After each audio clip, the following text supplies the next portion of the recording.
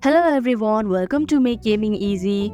Today in this video, I'm going to show you how to turn off notifications of FIFA game. So without any further ado, let's get started.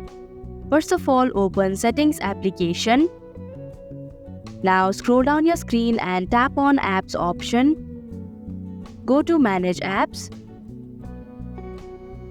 Now in the search bar, type in FC Mobile.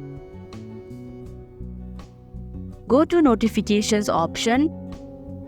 Now in order to turn off the notifications, you'll just have to tap on the button of Show Notifications.